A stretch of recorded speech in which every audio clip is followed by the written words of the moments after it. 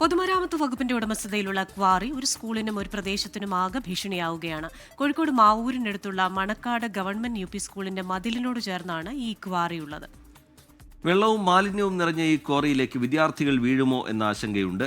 ക്വാറിയുള്ള ഭൂമി വിദ്യാഭ്യാസ വകുപ്പ് ഏറ്റെടുത്ത് ഭീഷണി ഒഴിവാക്കണം എന്നാണ് സ്കൂൾ അധികൃതരുടെ ആവശ്യം.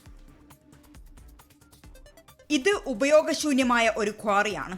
കഴിഞ്ഞ കുറെ കാലമായി മണക്കാട് ഗവൺമെന്റ് UP സ്കൂളിനും വിദ്യാർത്ഥികൾക്കും പ്രദേശവാസികൾക്കുമെല്ലാം ഭീഷണിയാണിത്. സ്കൂളിന്റെ മതിലിനോട് ചേർന്നാണ് ഇതിന്റെ സ്ഥാനം.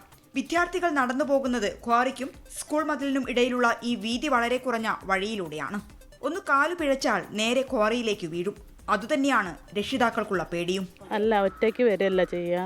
മോളെ ഇങ്ങോട്ട് ആക്കി കൊടുക്കും. വൈകുന്നേരം സ്കൂൾ വിടാനാകുമ്പോഴേക്ക് ഇവിടെ വന്നിക്കുക ചെയ്യുക. ഭയങ്കര പേടിയാണ്. വിദ്യാർത്ഥികളും ഭയന്നു തന്നെയാണ് ഇതുവഴി നടന്നു പോകുന്നത്.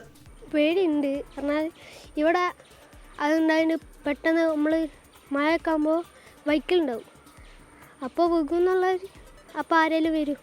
വർഷങ്ങൾക്ക് മുൻപ് ഗ്വാളിയർ റയോൺസ് ഫാക്ടറി പ്രവർത്തിച്ച സമയത്ത് റോഡ് നിർമ്മാണത്തിനായി കരിങ്കല്ലെടുത്ത ക്വാറിയാണിത്. PWDയുടെ കൈവശമാണ്.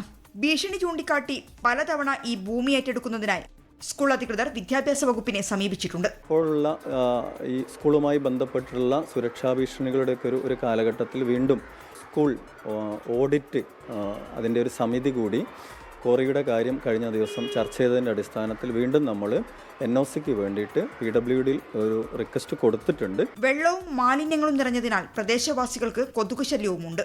എത്രയും പെട്ടെന്ന് ഈ സ്ഥലം ഏറ്റെടുത്ത് ക്വാറി നികത്തണമെന്നാണ് കൂട്ടായി ആവശ്യപ്പെടുന്നത്.